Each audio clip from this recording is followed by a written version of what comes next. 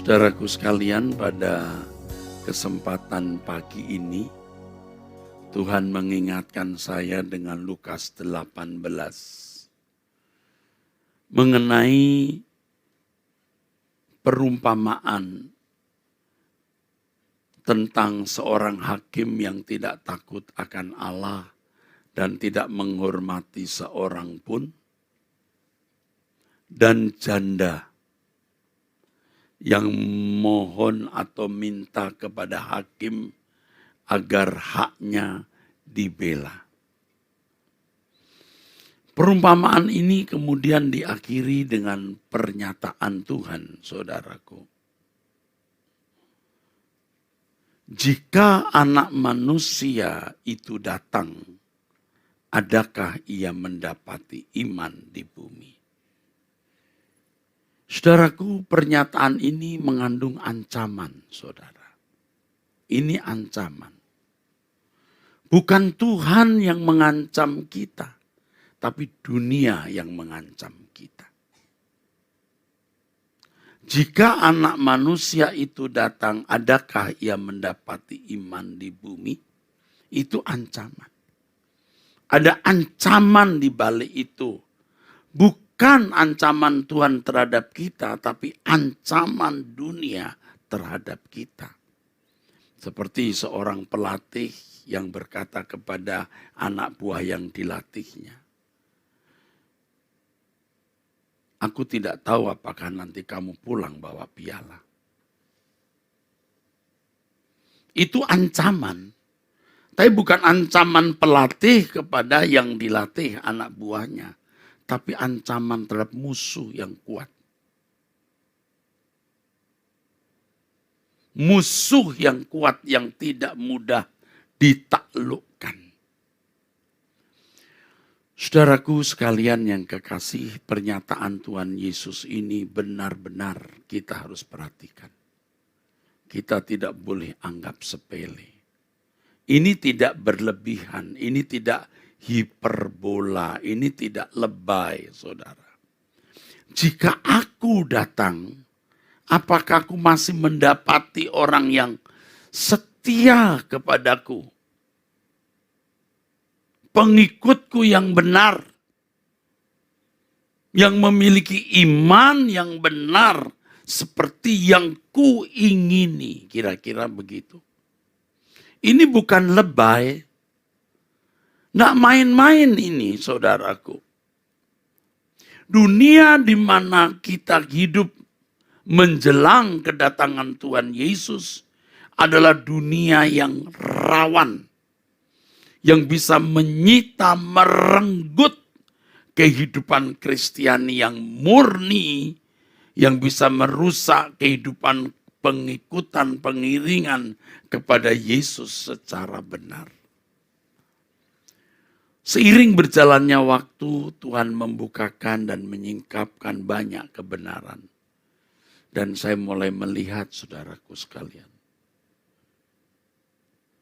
kekristenan yang sejati itu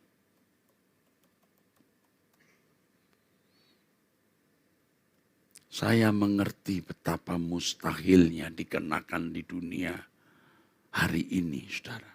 Betapa mustahilnya.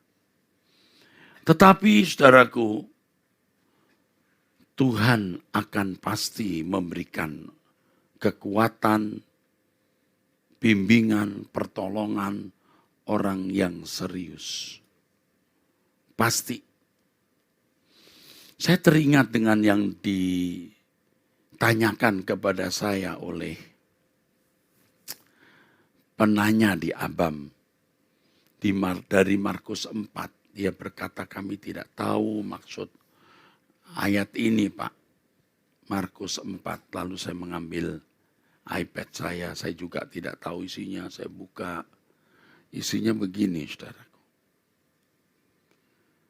Camkanlah apa yang kamu dengar, ukuran yang kamu pakai untuk mengukur akan diukurkan kepadamu, dan di samping itu akan ditambah lagi kepadamu. Karena siapa yang mempunyai kepadanya akan diberi, tetapi siapa yang tidak mempunyai apapun juga yang ada padanya akan diambil daripadanya. Terus terang ayat ini sudah lama tidak saya baca. Jadi ketika ditanyakan, wow, apa ya? Apa ya? Sempat limbung saya karena lama sekali ayat ini tidak saya baca. Dan ayat ini memang ayat yang sulit dibaca. Sulit. Dimulai dari pernyataan Tuhan di ayat sebelumnya. Tuhan berkata begini. Orang membawa pelita bukan supaya ditempatkan di bawah gantang. Gantang itu mangkok besar atau di bawah tempat tidur. Bukan big bowl ya. Tidak akan ditaruh di bawah mangkok besar atau di bawah tempat tidur. Melainkan supaya ditaruh di atas kaki Dian. Kaki Dian saudara tahu ya. Kaki Dian ya. Ditaruh. Ada 7 ya. Kepalanya itu. Sebab tidak ada sesuatu yang tersembunyi yang tidak akan dinyatakan dan tidak ada sesuatu yang rahasia yang tidak akan tersingkap. Barang siapa mempunyai telinga untuk mendengar, hendaklah ia mendengar. Dan begitu saya membaca ayat ini, sempat limbung. Wah, apa ini ya? Aku lupa ini maksudnya. Tapi Tuhan itu tidak mempermalukan. Itu kan waktu syuting kan udah on. Ya. Set gitu. Wah, muncul saudara. Dan setelah saya menjawab, saya merenung. Wah, hebat ya Tuhan itu ya. Dalam sekejap dan kecepatan tinggi set gitu. Tuhan beritahu apa maksudnya. Ukuran yang kamu pakai untuk mengukur akan diukurkan kepadamu. Jadi seberapa engkau pahami mengenai kebenaran, itu akan dikenakan, akan dituntutkan, akan ya harus kamu kenakan. Kamu dituntut untuk mengenakan. Begitu saudaraku. Kalau ukuranmu 2 meter, kamu harus melompat 2 meter. Gitu saudaraku. Kalimat berikutnya, dan di samping itu akan ditambahkan lagi kepadamu. Karena siapa yang mempunyai kepadanya akan diberi, tetapi siapa yang tidak mempunyai apapun juga yang ada padanya akan diambil daripadanya. Apa hubungannya dengan khotbah saya, dengan pernyataan tadi, saudara? Saya berkata, seiring dengan berjalannya waktu, Tuhan membuka, Tuhan menyingkapkan kebenaran. Lalu saya berpikir, wah memang mustahil ini dikenakan.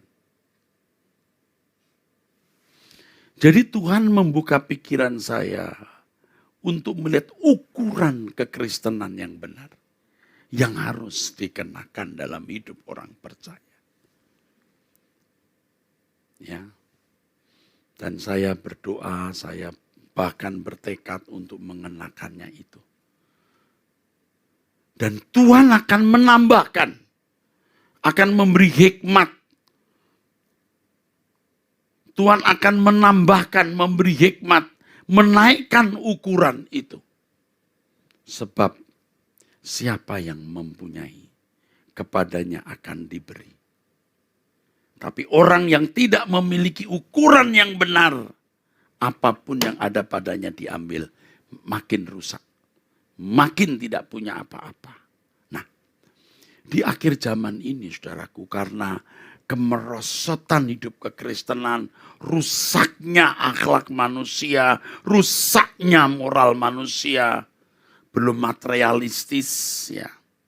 Kehidupan di mana manusia memandang kekayaan sebagai nilai tertinggi, saudaraku. Ini saudaraku sekalian,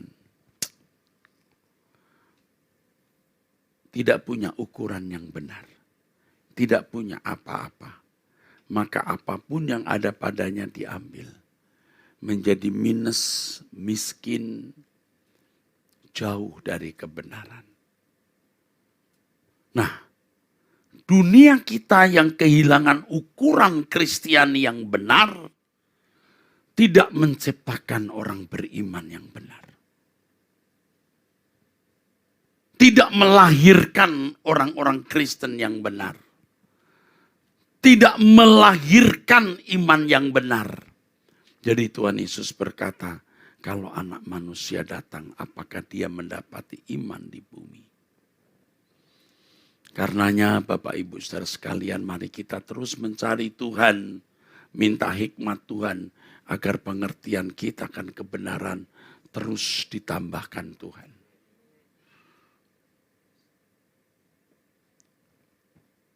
Saya mengerti kita jadi seperti orang kena schizofrenia.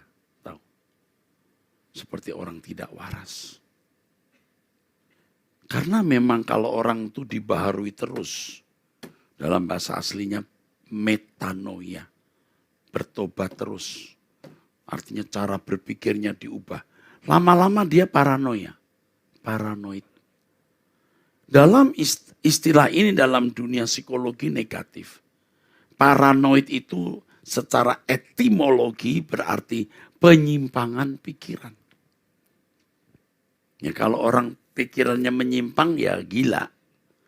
Tetapi kebenaran yang diberikan kepada kita yang menjadi ukuran itu.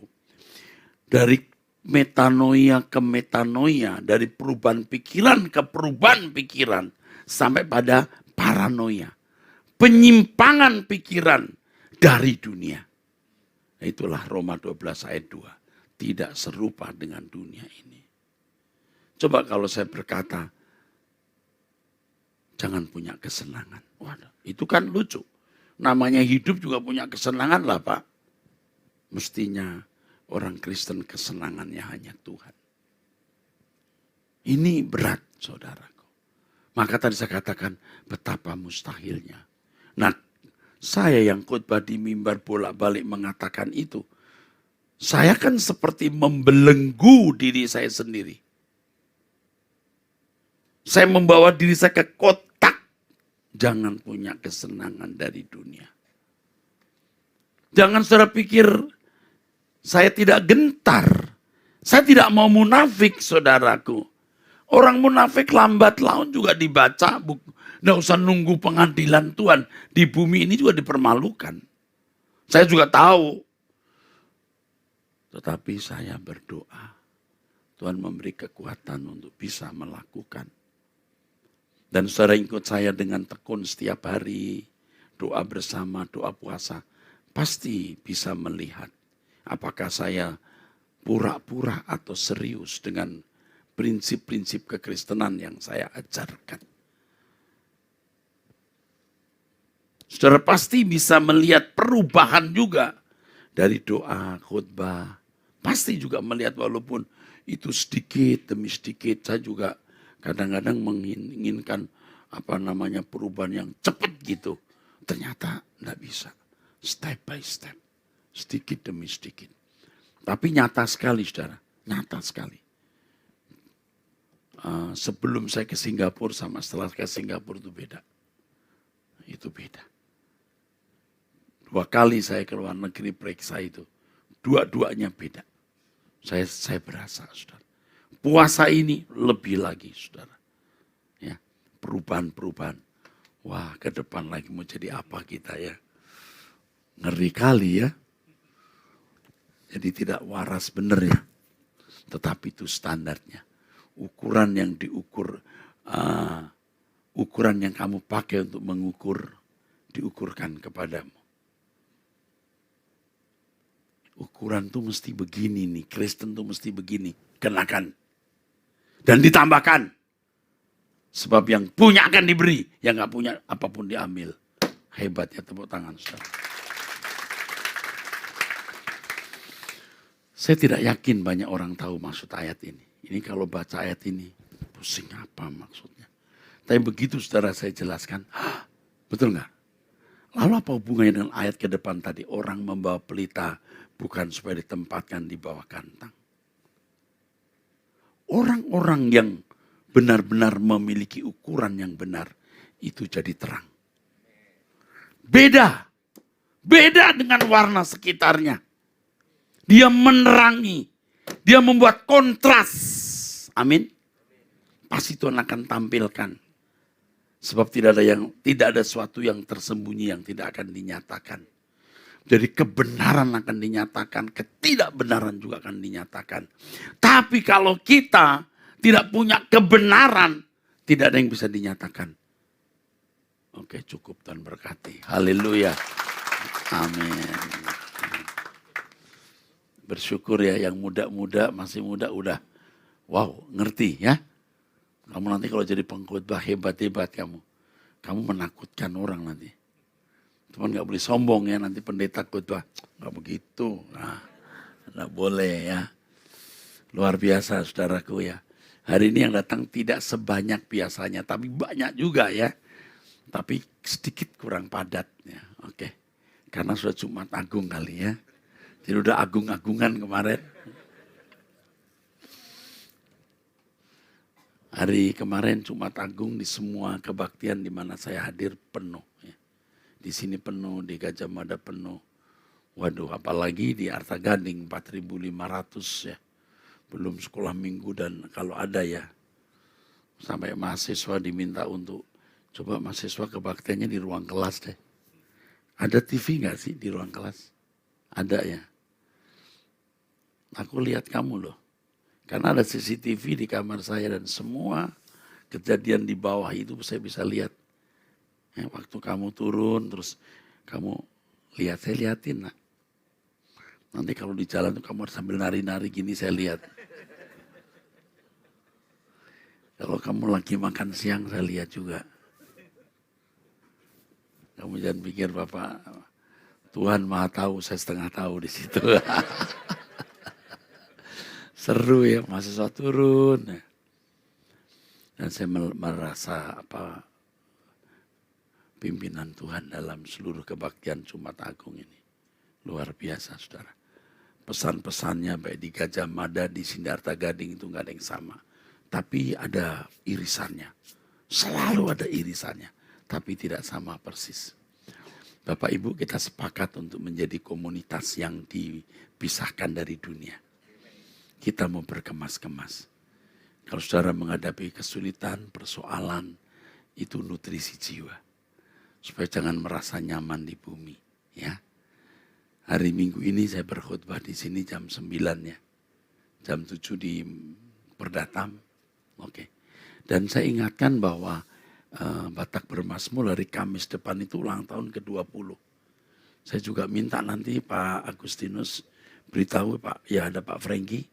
Beritahu supaya BPP bisa hadir itu hari istimewa. 20 tahun Batak Bermasmur, 20 tahun. Ini kalau bukan anugerah Tuhan ya, tidak akan bisa ya. Luar biasa. Batak Bermasmur berjaya untuk kemuliaan Tuhan.